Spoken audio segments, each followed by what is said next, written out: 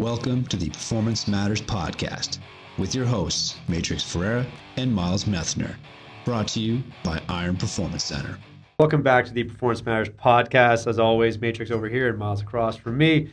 First off, big shout out to our sponsor, Pete Methner Photography, the premier sportsographer in the Niagara region. You can hit him up, www.petemethnerphotography.com. Support local as always.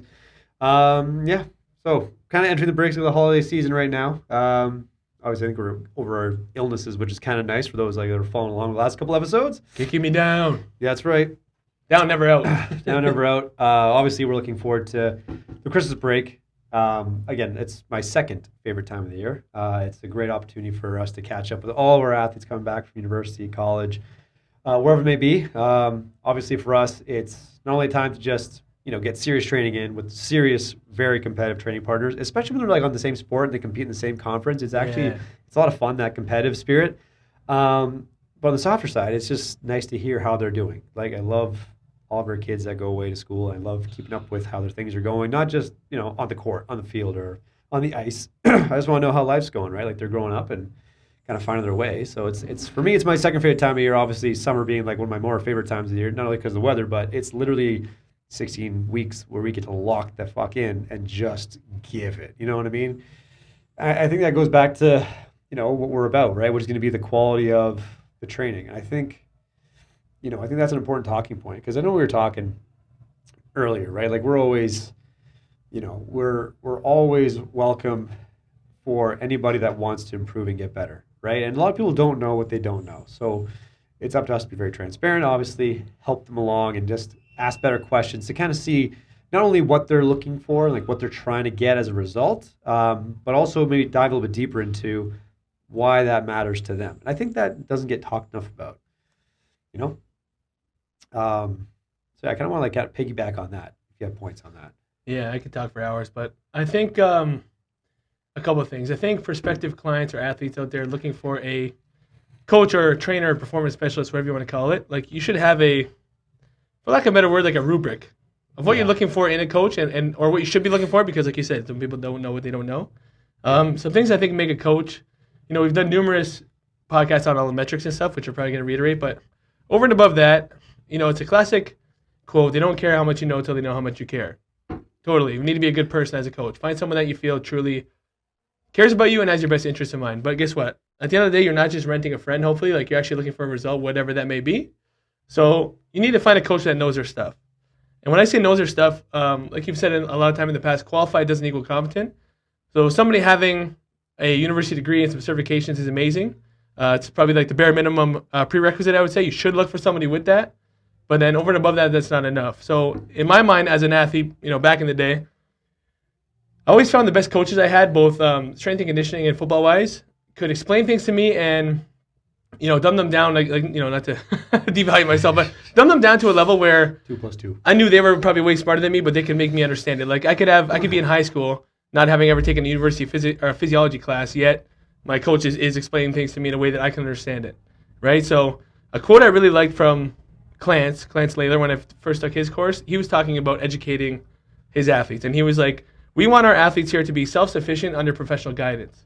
Ooh, I like that. Yeah, so what that means is, like, we don't want just robots in here. I did 3 sets of whatever squats with this tempo because my coach told me to. Like, that's not good enough. That's not empowering. That's not really going to increase their buy-in, because they're just becoming zombies and robots. Like, I would love for any of our kids who, let's say Health Freeze is over and IPC closed down for one day and they couldn't come in here one day and they had to go to the local gym for a day pass, whatever. I would trust and I would hope that our kids could put together one sound workout in one day that makes sense and execute it well, because they've learned from us and they actually are bought into the process and they know what they're doing. So first things first, over and above, all the metrics and stuff that we love to justify and guide our process and be pragmatic, I want our kids to actually learn what the hell they're doing and why, so that they can actually fully buy into the process and get something out of it. But the problem is, a lot of these athletes out there and clients aren't learning these things because the people administering the training don't even know them, right? Yeah. So how can I learn from someone that doesn't know? So that would be my first thing. Yeah, I think I'll touch on a couple points. I think, we said it before, qualified doesn't equal competent, right? And I agree. They're not here to rent a friend, right? You want them to be I like that quote, self-sufficient and professional. Yeah, I think it was awesome. Self-sufficient and professional guidance. Yeah, you want to create, autonomous athletes that, we get they've earned the right and they've progressed the right to have, scalpel level precision almost. Like we get to literally split those hairs because like that's the kind of base we've built, and that's like the mastery of the basics. Now we get to be a little more specific with things versus just throwing flashy shit out there because it looks cool and But I think for those coaches, like I said, like it is a relationship industry. You have to be you have to be personable. You have to be able to communicate and help educate, but you can't also be just full of shit. What are you communicating to them? Yeah, is it high quality, valuable training stuff and content? You can't just be like a nice guy and be full of shit, because that's where the whole industry just gets a really bad name. You're not helping progress the industry. And I get it. It's a business. You're trying to make money, but not that way. Not that way. You know what I mean? Like, be personable, yes, have the human aspect down, but also hone your craft to the point where like it's literally driven by principles, driven by physiology, and you understand adaptations, understand stress. I'm not saying be perfect, but I'm saying you're gradually learning and progressing in those rates. So like being the guy that has a hammer but knows where to hit because you have a lot of experience in your belt solving problems with the same archetype. And, if I'm a parent of an athlete, right, or if I'm a prospective customer somewhere, assuming the person's like personable, all that's great, right? But that person also has to be able to show their work. What is the track record? Show your work. Simple. Hey, have you ever helped anyone like me? Show your work. What did that process look like? What did they get? Yeah, what happened? Right? How did it end? You know what I mean? I am a this or that. This is my goal. I want to achieve this or that goal. Have you ever helped anybody like me? Yeah. In fact, we've helped hundreds of people like you. This is how we did it. These are the results you can expect. This is what it's going to take. Yeah. Boom. Coaches got to be qualified and competent. Show your work. Right? Show your work. I'm not saying you have to I made them increase their squat from, 200 to 300. Great. How that help them over here? Like, make that connection now. Bridge the gap. If you don't really know and you're just throwing stuff, they got stronger. Well, what do you mean by stronger? Right? Well, they're strong enough. What do you mean by strong enough? Show me something that says they're strong enough what they got to do. What are you basing it on? Right. You know what I mean? We've had that conversation not too long ago, too. Person said, got really strong. They're strong enough. But then you look at the numbers, actually relative for their age and their gender, they're actually in the 40th percentile. So they got stronger, but strong enough is a long shot, right, compared to the numbers of where they were hoping to get to. And those things actually make a bigger impact. But again, you have to be able to communicate that and make it make sense so they understand, right, that it's not just, we're going to just lift weights. We're just going to do hurdle drills. We're just going to do this, and they're going to get better. It's like, what do you mean by better? Like, let's narrow down the scope a little bit. You know what I mean? And you have to earn the right to, like you said, like we're not just using a shotgun. We're going to be a sniper now. We're going to be very precise, very accurate. And I think there's just a lot of bullshit out there. You know what I mean? Like, and I get it. It sells, right? You're a nice guy. You show a lot of flash. That's all well and good. That's a great trait to have, that you can make those connections. Now we have to take it a step further and be like, well, what's the quality? And I think that's where, for us, we are very precise and we're very, particular. We're very specific. We're very systematic with how we train people and why we train a certain way, right? Again, we have a ton of fun and all that stuff too. But at the end of the day, it's like we're trained to get, a certain stimulus to lead to a certain adaptation, and we understand how that translates to whatever that person's realm is, right? Whether it's like life or sport, like you can be an athlete and not be training for a particular sport. Like, right, I think I just saw a clip from a podcast come out. It was like the guy's like, athlete really is just like, if you're preparing for an event or an activity, like you're an athlete. Like that's the simplest way. You don't have to be, because really it's like, what's the definition of, high level athlete? It's like, well, you have to win an Olympic medal. So it's like, well, what if you're not winning an Olympic medal? You're no longer an athlete. That's many people do that, yeah. Yeah, so it's like, if that's a pinnacle, it's like, well, then you're not an athlete. It's like, well, no. It's like you're preparing in some way for an activity that matters to you, right? You're focusing on an activity, an event, or a series of events or activities that require physiological demands, right? Like you're an athlete. So it's like, you can just, I get being basic, right? But you have to understand at some point that the quality of the work we're doing, the quality of what you're getting, and not just, it looks cool, looks flashy. I think a lot of our athletes, they get that autonomy. I was talking with one of our hockey guys this morning, and I love when he asks those questions, like, what does this mean? What does this do? What does that do? Because now he's genuinely curious about how these things will impact his performance, and he's seeing it, right? Like we'll go on the force plates as an example. We're like, okay, you weighed this much. Yes, you're actually weighing the same. Like your mass hasn't changed, but your power output for your body mass has improved. Your height's improved, and his speed has improved. So you have the same mass. Actually, I think it was like slightly, like a couple, 0.kilos heavier, but he's traveling a little bit faster. It's like you're actually weigh a bit more, but you're actually propelling yourself further down the turf or whatever it is. Like these things will translate. Here's how they're going to translate, right? So they're starting to understand how these things makes sense, right? And then how we talked about the sports-specific training, which is the big buzzword, which, again, he's like, well, we had to do in the summer some testing drill where they had to like jump on a bunch of dots. I'm like, okay, but if you ran that, if you did that test, quote unquote, you have to touch a bunch of dots, right? It's this pre-patterned thing. And you have to do it a second time. You're probably gonna get faster because you're literally just learning the pattern. Right. How does that translate to what you want to do on the ice?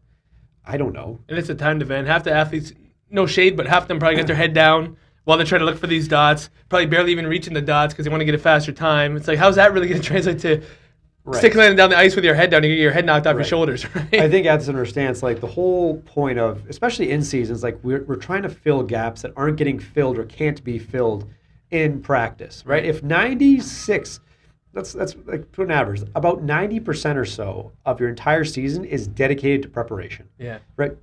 You might have 5 to 10% of that actual game. Right. So the bulk of your time is preparation, whether it be in practice, whether it be visualization, whether it be training, whatever. A large chunk of the pie is your preparation.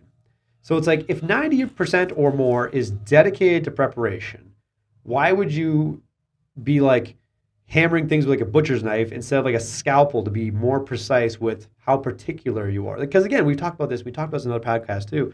There are hierarchies to this shit, right? If you're 6 foot at 13 years old, you're probably going to be a good basketball player simply because you're 6 foot. Right. But when you hit college, you might not be. Exactly. Now everyone's 6 foot, Yeah. right? Everyone's got skill, but how are they preparing to have, enhance their skill? How are they training to enhance their physicality? You have to be more precise, Right. and have things that the things matter more, and it has to have a better translation of what you want to do. Right. Right? I think a lot of these athletes, they get caught up in the flash, but they don't have a deeper understanding for or recognition for maybe quality, right? Like, yeah, it's a very odd trend I'm seeing where athletes maybe will complain about their sport coach. Oh, I don't think we practice hard enough. I don't think we paid enough attention to detail or systems or whatever. Or on the other side of that coin, they'll rave about their coach doing all these factors properly and well. And like, I think we win because.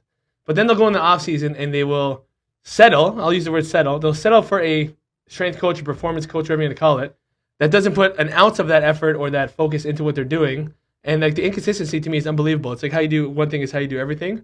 So it's like, how do you expect all these things from your actual sport coach, and then you're just okay settling with just an okay trainer, for an all-encompassing term like that? To me, that's what's really, I'm seeing it more and more, and it's just boggling my mind. Yeah, if you're trying to compete at a higher level, you get particular with the coaches you want to be coached by. You're like, I want to be in this program. I want to be coached by these people. I want these as my teammates. I want to be in that practice room. You have a higher quality palette. Why would you not translate that over to the actual strength and conditioning aspect? To me, it's bonkers. Yeah, it's like if I'm trying to be the best, I want to work with the best. Right. Right? Not just good enough. Right? And many settle for good enough. And if that's your goal, that's okay. Right? But you can't have your cake and eat it too. Like quality is quality. Real is it recognizes real. And like I said, there are hierarchies and tiers to this shit. Right. Right?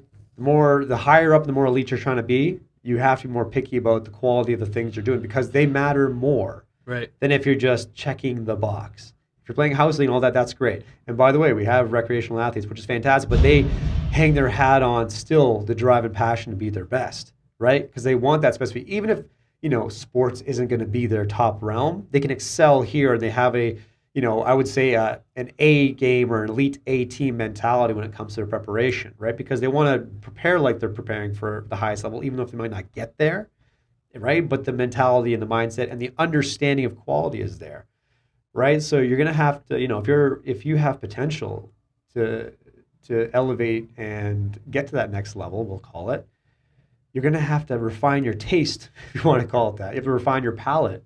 And start to understand what quality looks like and what it means. And then ask tough questions. Like, again, when I was preparing, I wanted to be the best. I wanted to train by the best. And again, I didn't know everything, and I didn't, being young, competing, like, you kind of relied on your coaches to kind of funnel you in the right direction, which, that's good. But then you start to learn, so, okay, is there always a better way? Like, ask good questions and ask your coach those questions. If they can't answer those questions, right, then you might want to, kind of put that blip on your radar and be curious, like, why, if I'm working so hard and investing my time, my money, my resources into trying to elevate myself, then this person I rely on to support me in that can't give me at least, somewhat of an answer, or at least some context, then what am I doing, right? Because I can't if that was a coach recruiting you, you would not commit to that school. No. If you felt like they don't have my best interest in mind, they're really not that educated, for lack of a better word, compared to the sport they're playing. They really don't have a plan for me or a vision. Yeah. You wouldn't settle for that. So why are you settling on the other side of things, on the other side of that training coin where it's your off-season and in-season preparation? Yeah, don't settle, right, kids? And we get this, a lot too. We've had athletes that, train with us and train other places, and obviously they go off to school, they train other people. There's a lot of good coaches out there, right? But again, there are hierarchies to this stuff. It's like going from a club level coach to a university level coach, right? They're different. Doesn't mean they're right or wrong, but there's a quality expectation and a difference. And that becomes going from a shotgun to a sniper precision now, because those things matter more. There's more on the line, and it matters. So it's like, why would you take the risk with subpar preparation, right? And we had that too. Kids be like, yeah, no, you guys were way better than, yeah, but like, what do you mean by we were better? Why were we better? And then give us some feedback, because we always want to know, right? But it really, I think, comes down to our ability not only, communicate and design good programs and design very elite, precise programs and very flexible to adapt when needed, right? But we're able to help them understand and translate to how this is going to matter for their realm. This is going to matter here, and why it's going to matter probably for you. And give context. This goes up, and this goes down, and this improves, this doesn't improve. Here's what this is probably going to mean for you, based on what we've seen and based on the trends we've seen and all the history and experience we have with this. This is likely what the potential outcome is going to be. That's a sufficient answer to help them make a better judgment call, right? And they know at least the things they're doing make sense. Because sure, everyone squats, everyone picks up a bar, everyone sprints, but it's not the same thing. Right. How and why we're doing something, what does that mean for them, makes a difference. It's almost like, I feel it's such a boomer comment, but it's so true. Like Instagram, YouTube, TikTok, whatever. Like best and worst thing that ever happened to athletic training, because kids can look on there now and just see a quick highlight reel. Like back in the day when all this stuff didn't exist, if you wanted to go and actually try to find a strength and conditioning coach to handle your training, you would have had to probably actually physically go to the facility. If they allowed it, you probably would observe a session, see how they run things, see the standard they uphold, and then you can make an informed decision. Yeah. Right? Now, all it takes is some schmuck to post a video where, I see these two different facilities. They're both jumping over cones, running through this and that, bar in the back, like you said, squatting, pushing a sled, med ball throws, whatever. Must be the same. Oftentimes, what's it end up being? I'm going to go with the cheaper one, right? When in reality, the sets and reps over here made no sense. There was no progression. There was no plan. There was no consideration of any factor that goes into a proper training program. Like all these things behind the scenes that our athletes or clients don't necessarily see, all the consideration that goes into the program, and then the execution and the coaching of the program. You see a lot of these things getting posted. It's like, man, the execution of these drills is horrendous. It's not getting better week to week. The weights on the bar aren't going up. There's no standards, because last week, you had a deep squat. This week, you're doing a half squat, calling it a PR. But kids don't know any better. Athletes don't know any better. Potential clients don't know any better. So it's. I guess it does kind of fall back on us to keep educating them too, as well. It does, but like I said, there are hierarchies to this stuff. Right? Good, fast, and cheap. You can't have all three, right? You can't have all three. So it's one of those ones where, if you have higher standards and if you have a higher standard for what you expect and what you demand for yourself, have the same expectation of those in your corner and those that you're relying on to help get you to where you want to get to. It's plain and simple, right? It's like tattoos, man. Good tattoos aren't cheap, and cheap tattoos aren't good. Plain and simple, right? Yeah, you got ink on your arm, but there are levels to this shit, right? You don't pay a man because he has a hammer. You pay him because he knows where to hit. Not just he has a hammer and he can swing at things. It's like you have to have a higher standard of what you're getting. You know what I mean? Like you have to be very particular, and you should have coaches that have the eye and the knowledge and the experience to back that up, and not just tell you what you want to hear.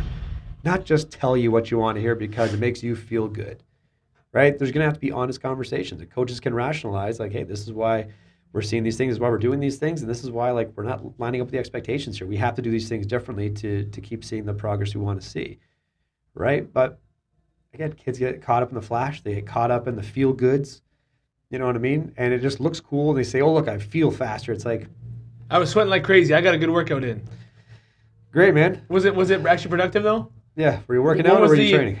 what was the anticipated adaptation that you guys were looking for? Well, I have no idea, but my coach probably knows. Newsflash, he or she probably doesn't. Right? Quality. We're working hard. We're getting after it. Quality training. It's like Ferraris and Hyundais, man. They're both cars. They both got wheels and an engine, but they're not the same. They're not the same. You cannot categorize them the same, right? But the difference with cars is no one's going to buy a Hyundai and think it's a Ferrari. Right. Right? But for some reason, when it comes to training, they think it's a Ferrari. It's a good point you made. Like, there's two big red flags, I think. Well, there's probably 100.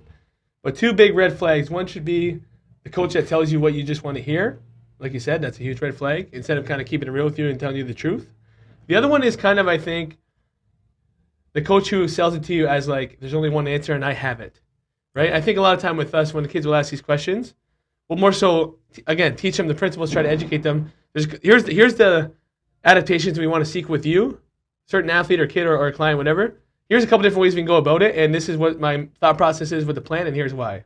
We're not like, you must do this secret proprietary program I have, and here's why. There's like, no, here's the principles that we're going to follow, and here's what we're going to measure to see if it's actually working or not, right? There's always a plan, and there's always a assessment process to see how things are really going. Yeah. Like, some things are just an abomination. You know what I mean? Yeah, like, it's absolutely pathetic. And that's me shitting on the industry, right? You love the profession, but you hate the industry because of these reasons.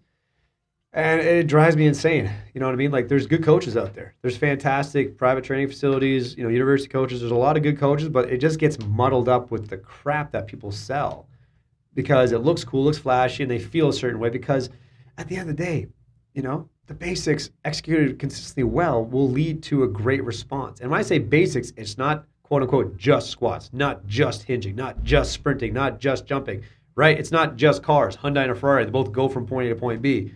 But there's a quality difference that people recognize, and if they get that car, they understand the difference in the output, right? Same thing for training, right? Ferraris versus Hyundais, okay? There is a unique difference. The quality is going to be how precise you're going to be with the training, the impact it's going to make, and the deeper understanding of the quality connection from your preparation to your output or expression on the field, on the court, on the ice, right? There are levels to this shit. I see all these abominations where it's just like, this is crap.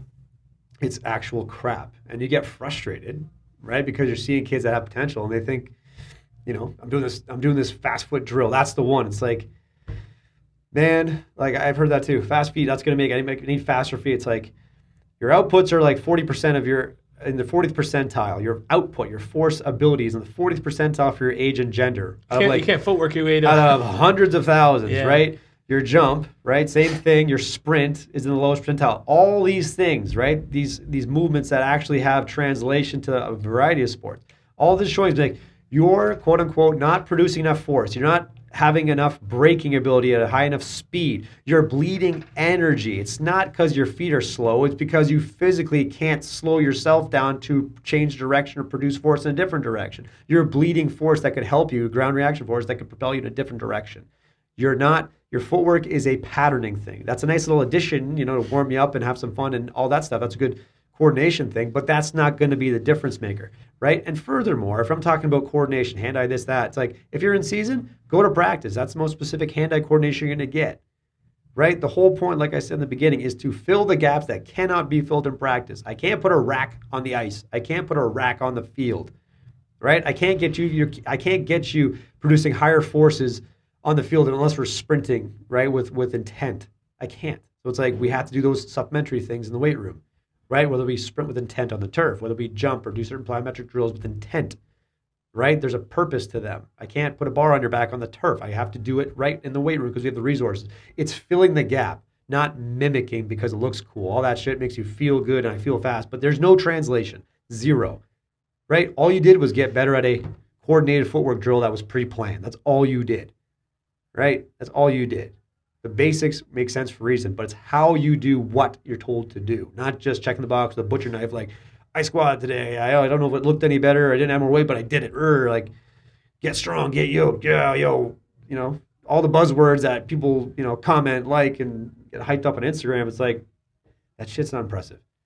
Right? Make it translate to their realm. How does this make sense for them? Right? What's the next step for them?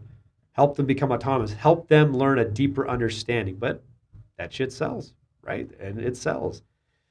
But again, It's the education piece. Ferrari and a Hyundai.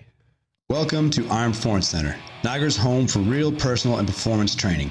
We're a community obsessed with building durable, explosive, game-ready humans. No gimmicks, no shortcuts, just training that works. From athletes chasing scholarships, to pros chasing championships, to regular people who just want to feel strong, move well, and stay built for real life. If you're willing to work, you're our people.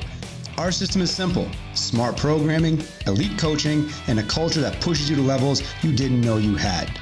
With modern technology and principles-based programming, we track your progress, teach you movement skills, and give you every tool you need to perform when it matters most in whatever arena you call home. Iron Performance Center, because performance matters. I think we should kind of give kids a hit list. I say kids again, prospective clients in general. Sure. We should give them a hit list of like red flags. Okay, this is like, hear me out. So if you go to a facility, okay, you've signed up and you are looking around and you're doing the same exact workout as everybody else in that facility, there's a red flag. If you have no method of tracking your weights or your outputs or whatever it may be, or your progress from week to week in this program, because again, at this point, that's not a program, that's a workout, there's another red flag. What do you think are some other good red flags that kids should look for? I would say, like for me, I'm big on show your work. Right. Right, show your work. And that's not to say like new coaches, like they need to get their feet wet, right? Hopefully they do mentorships, they get their feet wet that way. You know, they have their first athlete, they make them well. But record all the, if you're a young coach, record the mistakes, record the progress, record the wins and losses, all that kind of stuff so you can learn. But as an athlete, if you ask your coach, why am I doing this? How does this translate to what I'm trying to do? And they don't really know. Yeah. And they don't really know or can't provide context. Yeah. That's a big red flag. Yeah. You know what I mean? I'm not saying they have to have like, this will exactly do this at this point in time. I'm saying like you should have an understanding of what you're doing and how it applies to the bigger picture. Right. How does this exercise or this set rep scheme or this tempo, whatever, apply to a bigger picture in its own small way, right? I would love for more athletes to say like, this thing we're doing, why are we doing it this way? And how is this going to help me for volleyball, for basketball? Like what is exactly, because basketball players squat, right? Soccer players squat, hockey players squat. How does this help me do my thing? But they're all very different sports. Right. Great. Here's how this is going to affect you in particular. Here's how, while it might be the same exercise, right? Same exercise because they all have, overlapping qualities. Here's why this might matter more for you. The things that you're going to get from this, and all these other athletes might get too. But here's why this might matter more for you, or something you could focus on and take away with you. Here's how it's going to help you on the court. Here's how it's going to help you on the ice. Make that connection. And if you can't, red flag. Coach, so this is the program I've been doing for the last 7 weeks, whatever, some crazy long amount of time. How long am I doing this for? Where are we going next? What is the progression model? If you don't know the red answer, flag. Yeah, if you don't know the answer. Again, we've talked a lot about being agile. Okay, that's the term we like to use, being agile. It's not about saying to the kid, hey, 3 months from now, the program we're doing is exactly this, and here's why, because I've pre-planned it. But it's like, hey, here's the roadmap. Here's where I hope to be at. Here's the things we're going to be looking to improve upon. Yes, there is a plan. Yes, there is a vision, so to speak. A lot of these other guys, it's like, you're not training, you're working out.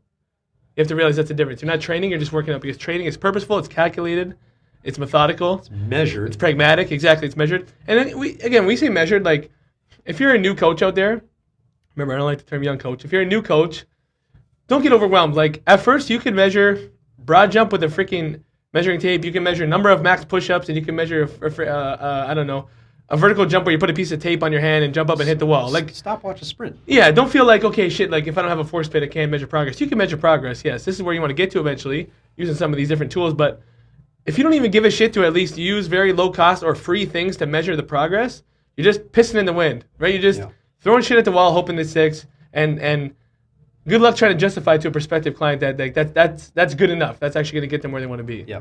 Nope. I think you nailed a bunch of red flags, right? You have to be tracking your training. Right. Track your training. Pen and paper, big fan of pen and paper. Make notes, track all your weights. You can write down everything. Even I know our force plates and our speed timers get sent to our software, but guys can literally write down their stuff and sign their name to it, right? But track everything, because again, there's going to be times of the year where you're going to go through certain phases of training where it's actually going to make your results worse. Right? And then all of a sudden, those coaches that have no fucking clue what they're doing be like, well, and they'll put it back on the athlete. Well, maybe you didn't sleep, maybe you do this, or maybe this is just a part of the program where this is supposed to happen, and it will super compensate later once the thing changes or once these variables run their course. Right. So there's something said for you. But again, if you have the competency and the quality and the precision, you can answer that and say, don't panic. Right? We're not going to set PRs every day. I expect this to happen. Yeah.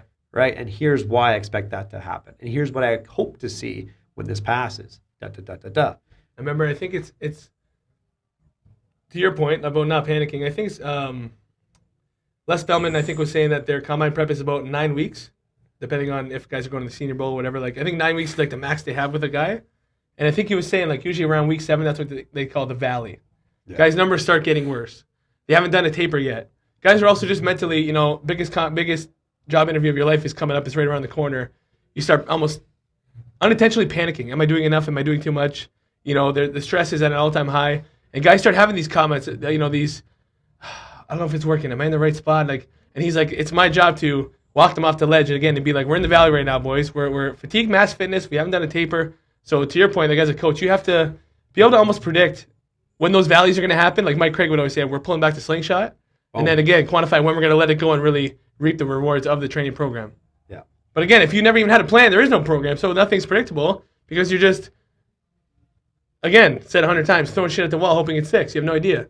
Yep. No, I think we list some pretty good red flags. So for anybody, new athlete, seasoned athlete, new person looking to get whatever it is, do your diligence. You might not know exactly what you're looking for, right? But there's at least a handful of things that you can use to better vet, right? Better vet places or coaches to help see if they're a good fit for you. And you'll have a better idea of quality, right? Like I said before, there are hierarchies to this, right? There is a quality aspect of it. It's not just lifting weights. It's not just sprinting. It's not just jumping, right? It's deeper than that, right? Everyone has a hammer. Not everyone knows where to hit. Right. You got to find guys and girls that know where to hit and explain why this matters to you. Performance matters. That's why it's our fucking slogan.